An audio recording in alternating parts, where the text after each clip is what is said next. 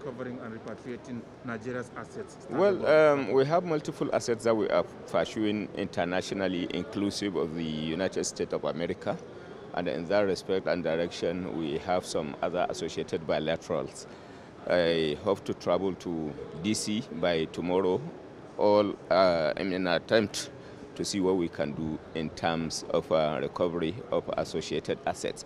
But one good thing about the United Nations General Assembly is the fact that Nigeria as a nation, we are trying as much as possible to see what we can do in terms of building consensus associated with making things easy for claiming or indeed recovery of the looted assets internationally. We are building consensus in terms of driving resolutions and the processes and procedures associated with asset recovery. So while we are pursuing the recovery of the assets in their own right, we are equally trying as much as possible to see what we can do in terms of building consensus around making the process of recovery of looted assets easier locally and internationally. So at this particular meeting, what's the impact you're hoping to make? Will be representing the government and the... Well, associated recoveries associated with looted asset is one of it. And in that direction, what I'm trying to say in essence is that as far as the General Assembly is concerned, we are trying to kind of gather international momentum associated with the processes and procedure in terms of making things easier for countries to recover assets with ease. So we are trying to create a consensus building towards the processes, towards the procedure, and towards a common understanding of how we can work together in making things easier in recovery sense. So how much have we been able to recover and taken back home so far, and how much are we looking at going forward? Well, in terms of recovery, as you could rightly remember, at a point we recovered over 322 million US dollars from Swiss.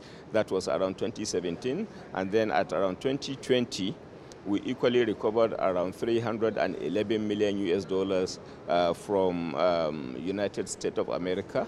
And we have equally tried again to recover, I think, around 78 million pounds from UK associated with Malabo OPL 245. And we are making some insignificant recoveries as well. But as far as the meeting I intend to attend in Washington, D.C. by tomorrow is concerned, we are looking at the possibility of recovering further 200 million pounds, among others. But then that does not mean to say that there are no other associated assets being pursued in the international,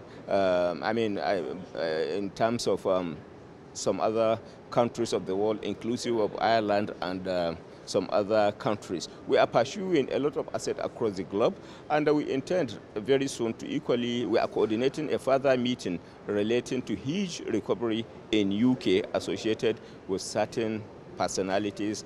But then I would like to give further disclosure and respect there too, taking into consideration the need not to be preemptive as far as our strategies are concerned. Nigerians are highly expectant about the recoveries and how it's going to be put into the economy to shore up things economically and otherwise. So how do you just reassure Nigerians about this? Well, I think the assurances are on the ground. The assurances associated with the fact that the $322 million earlier on recovered were what was indeed deployed in the social investment program of the federal government, program that affects the program that was intended to empower people, particularly as it relates to earn power and associated programs, inclusive of trader money, inclusive of associated programs that have to school feeding programs as well. So in terms of touching the lives of the Nigerians, I think that 322 million naira impacted positively. And then if you are talking of the infrastructure as well, the fact that the $311 million that was subsequently recovered from Switzerland was indeed deployed in Kano, Abuja-Kano highway, Lagos-Ibadan highway, second Niger bridge, is a testimony to the fact that these monies being recovered at the instance of the federal government are indeed effectively and efficiently being utilized for the development of the nation, for supporting the poor, and indeed bringing about changes in terms of poverty eradication as a program of the federal government. So I think we are doing wonderfully well in terms of deploying recovery of the looted assets and deploying same in projects that impact positively on the lives of the people. Recently, you talked about arrests made of those allegedly financing terrorist activities in the country. Do you know the number of those in detention and the nature of the high-profile Nigerians? Well, as far as that issue of terrorist financing is concerned, it's a work in progress. And indeed, I would like to be preemptive both in terms of investigation. But one thing I can say for sure is arising from such arrests, the terrorist funding and financing has indeed been crippled substantially, and that eventually translated to some major improvements being recorded as far as crippling the strength of terrorists is concerned within the nation. You can see visibly that we are indeed witnessing tremendous successes associated with the Boko Haram, which translate to significant dissemination of the Boko Haram terrorists. They have been decimated to a larger extent, to a larger degree. You can see what is unfolding as far as the Northwest bandits banditry activities are concerned as well. They are as well being decimated to a larger extent, to a larger degree. All these are indeed the effect of the effect of what we have done.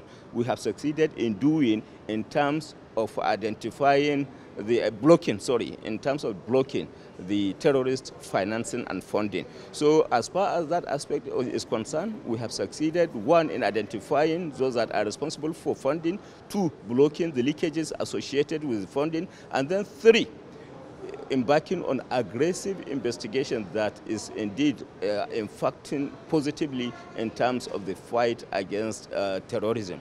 So, but then the truth of the matter is that investigation is ongoing, is advancing, and for the purpose of investigation, I would like to be preemptive in terms of making disclosures that will have the effect of undermining the successes we are recording as far as investigation is concerned. But one thing I can tell you for sure, that whatever we do in terms of detention, in terms of arrest, is indeed backed by judicial process.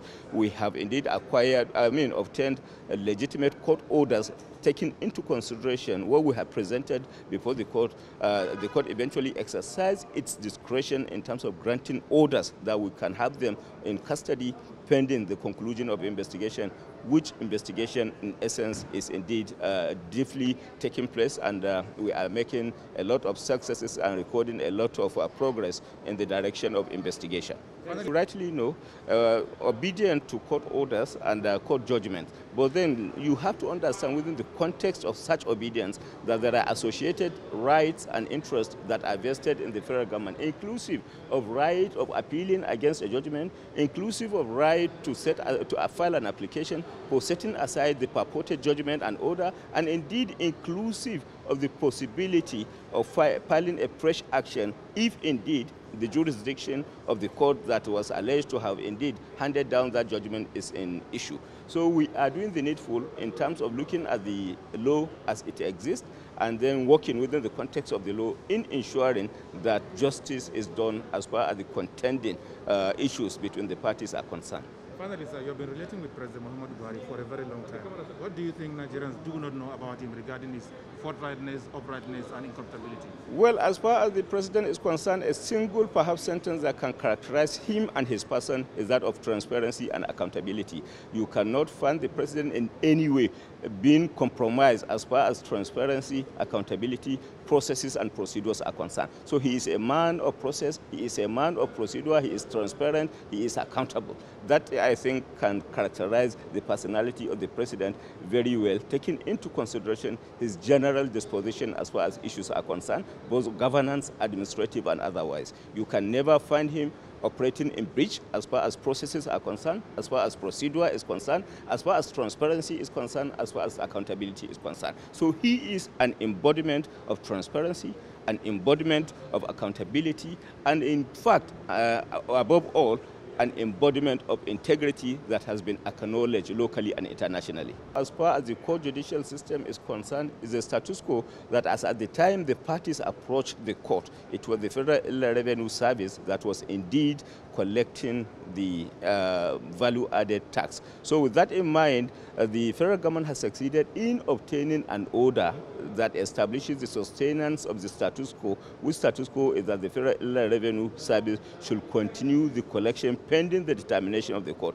and pending the determination of the cases that are instituted by states, particularly the Rivers State government and the Lagos State government, and the cases are being determined by the court. But one thing of interest is the fact that the federal government had indeed taken cognizance of the fact that where there exists a dispute between state and the federal government, it is the Supreme Court that should naturally have the jurisdiction to determine the dispute between a state and the federation. And we are taking steps to consider the possibility of instituting an action before the Supreme Court for the purpose of having this matter determined once and for all. Thank you. Thank you very much. Thank you. Thank you.